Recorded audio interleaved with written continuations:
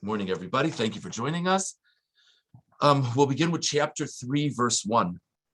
One of the certainly important but somewhat befuddling stories of Parshas Bereishit is where the snake comes into all this. The snake and Chava and Adam and convincing them to eat. So there's a lot of discussion about this, but I just want to share with you sort of like a different kind of view, and that's the Sforno. Sforno Pasuk Aleph. We're not going to see the whole Sforno, but I just want to see the opening line of it. V'anachash hu hasatan hu yetzer hara. Rav hezek imiyot hayosam nireh. The Sforno says that the snake here is a mushal. There wasn't an actual snake wandering around talking to Chava and this and that. Sforno says this is a language for the evil inclination, who does so much damage and is not seen much. That's just a whole different shot. There's a lot of discussion here among the Mefarshim. If they had not yet eaten from the Eitz Hadas, the tree of knowledge, which presumably brought about temptation to do bad, how did they even sin? And I think it's Revelio Dessler has a very nice idea. He says that there was always an evil inclination for humanity. I mean, if not, there's no free will. They could never sin if they didn't have an evil inclination. He suggests a very interesting idea, which fits very well with the Sforno. He suggests the difference is right now, just imagine a person in this moment wants to do something sinful. It could be something very terrible. It could be breaking their diet that they just went on yesterday, whatever. So let's go for the lighter one of breaking the diet, maybe more prevalent. So the person is sitting there, and as they're spacing out during this presentation, because Lord knows it's difficult, they see out of the corner of their eye one more piece of cake from Yom Tov, and they have this inner dilemma. So what are the voices inside? I really want to have that cake. No, I shouldn't. So which voice is the me? The voice that taps into the desires is the bad guy. And the good guy is like the voice of reason that's off to the side a little bit. So again, whether the example is appropriate, I mean, I think we can all relate to that in one way or another. So Rav Dessler says that was the change. That Adam and Chava's burning desire was to do the will of God. And exactly like it happens with the snake here in the Psukim, the angle to do the bad thing is some like outside explanation. No, let me explain to you why this makes sense. So he says that's the difference. That there was always the bad voice for Adam and Chava. The question is it internal or external? Sort of that's an interesting idea, and that fits very well with the Sforno. Now, I just want to see the next piece of the Sforno. We described in the pasuk, the snake is described as being the most cunning of all the creatures of the field. Sforno says, "Haya arum mikol chayas hasadeh, ki hakoach hadimyoni hamovil tmunos hatanugim el hakoach hamisaveh haya chazak bahem yosem mimasha haya b'shar b'alei chayim." He says the capacity to imagine and the connection between imagination and desire, and this capacity to get excited about what one imagines is a very unique thing in humanity. Like the famous idea that if one person is greater than another, they have a greater inclination to do bad. So he says that's what it means. It's not that, Sforno says, it's not that there is this snake, wandering around. It was just looking to get, Rashi reads out this famous medrash that the snake was trying to get Adam out of the way, so on and so forth. He says, no, this was the evil inclination, which again, we can testify how cunning the evil inclination is. Okay, we're going to jump ahead. Forgive me for spending so little time on any one thing, but this is what the calendar put out for us this year. In addition to the picture of Scott. Okay, so verse 20. At the end of the story with the eating from the tree and when all the punishments have been given out, It says in verse 20, Vaikra Adam Shem Ishto Chava. And Adam named his wife Chava, Ki hi hoisa em kochai, because she was the mother of all life. There is such a basic question that could be asked over here. The reason she's being named, her name, is because she was the mother of all life. Chai. So what would you have named her? Chaya. Why did he name her Chava? Because she was the mother of life. Chai. It should be Chaya. That should be the name. Question number one. Question number two, why is she only given her name after the whole story? Or why is the name only told after the whole story?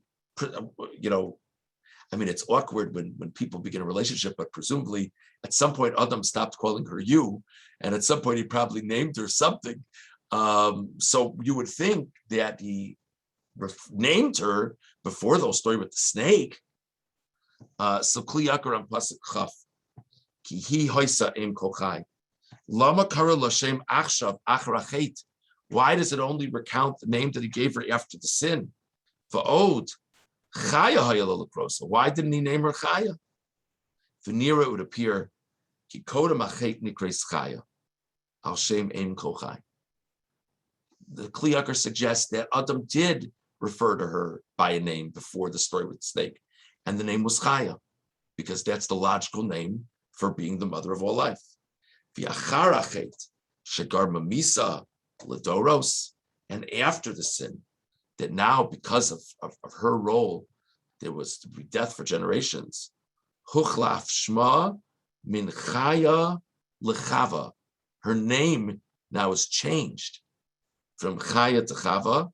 He Chava nigzar milashon chivya to Hainu Nachash. This is a novel idea from the Kli Yakar, but the chivya is Aramaic for snake. So he says Chava is like a combination between the name that evokes she was the mother of all life and a reference to the story that she played the central role in the story. So then if we want to reference her role in the story, why wasn't she called Chava? Why wasn't she called Nachash? Snake. Because before the story with the snake, she was the mother of all life. Vinikra Chaya, and her name had been Chaya. So therefore, we transition from Chaya to Chava. It's an interesting pshat. That's a little bit of a depressing pshat. But I actually think there's a significant silver lining in the pshat, because at the end of the day, what we're saying is that, at least according to the Kli Yakar, that her name was very much informed by the deed which she did. But despite that, we're still remembering her positive contribution that lasts for the rest of time. Now you could argue that the sin lasts for the rest of time also, but that's a perspective. I mean, we stumble in this regard all the time. We have a constantly running database of people. And when we hear a person's name, when we see a person's face, we immediately have a certain association, immediately.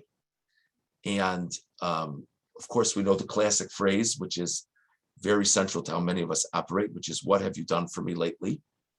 Right? And that's very much how we relate to people. What's the most recent thing? You're either good or you're bad. And to remember that it's actually a mix. We're all a mix. On the one hand, she's Ein Kochai, she's the mother of all life. On the other hand, all life from here on out has dramatically changed because of her role with the snake. Both are true. We have to remember both. I think it's something to think about. Okay. Zooming ahead, chapter 4,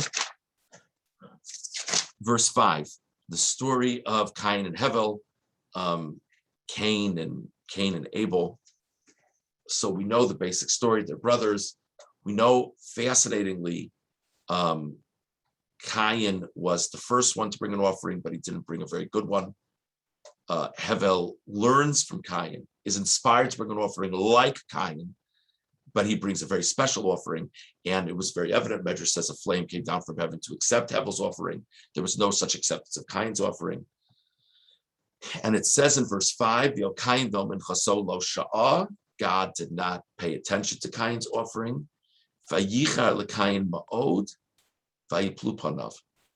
And Cain became very agitated, and his face fell. And the Orach Chaim points out that actually those two phrases are very different. Vayichar is like charon af, when a person becomes angry. That connotes getting all worked up. Naflu fanav, his face fell, connotes like getting deflated. So we had both reactions. Those are very different reactions. So Orach Chaim and Pasuk Hey, Vayichar l'kain ma'od. Yinei acharon af yagvid hagba. The language of Vayichar connotes sort of raising up in anger. Unfilas apayim yagid hashpala, and the falling of a face connotes lowering of oneself. Hacharon af neged achiv she'ala b'malos v'yarad lamata b'choshvo ki hu siba shevi korban meshubach u'me'ula yoser mimenu u'b'emtza'uso hukar chisaron min chaso v'ashiflus ba'karaso b'chisaso b'nei Hashem. Classic, I think this is classic psychology. So Orach Chaim says, well, actually, kind of two very different reactions. He was very angry at his brother. He was very, very angry at his brother. Because do you know whose fault it was that his offering wasn't accepted? It was his brother's fault that his offering wasn't accepted. How about that for human nature? It wasn't his own fault for bringing an inappropriate offering. It was his brother's fault for bringing a better offering than him. Okay, so to his brother, he was vayichar. He was very angry. It's all your fault. This is an injustice. And to God, he was naflu panav. He was dejected because he felt rejected by God. He's not going to get angry at God. He just is depressed that God isn't impressed with it. But to his brother, he's angry. That's the Orach Chaim's threat. There's actually, the Orach Chaim continues, but I just want to share with you a one-liner on the next pasuk. If you want, you can look at the Orach Chaim for yourself, some other pshatim. Verse 6, Vayomer Hashem al Kayin lama charalach. So God says to Cain, why are you angry? For lama naflu fonecha, and why is your face fallen? Look at the sforno on pasuk vav. It's the second sforno on pasuk vav. Lama naflu fonecha, why is your face fallen? Ki kisheyesh lekilkul eza takana. When something has been damaged, but there's a way to fix it. Ein roi litzdayer al masha avar. It's not worth being upset about what occurred. Avoroi lishtadel lahasig tikun la'asid. But it's appropriate to work hard to create a positive step moving forward. Is that or is that not a lesson for life? God says to Cain, why are you upset? There's a positive thing you could do here. Just do tshuva, just repent, just bring a better offering. Don't get bogged down by your failure of the past. Create a success for the future. So I think that's really interesting. So we had the sforno about the snake. We had the kliyakar about the name Chava versus Chaya. We had the Orach Chaim about the dual reaction of Cain. And we had the sforno about God's message to Cain. Let's see. Thanks, Bob. Life is short, eat dessert first. Sounds good. Yeah, that's very interesting. My mother pointed out we have a history, particularly in Sefer Bereishit, of transitions. Avram to Avraham, Sarai to Sarah, Yaakov to Yisrael, Hosea to Yoshua. That's not Sefer Bereishit, yeah, but it's interesting, according to Kliyakar, it's interesting why we wouldn't say her name was Chaya and then it got changed to Chava.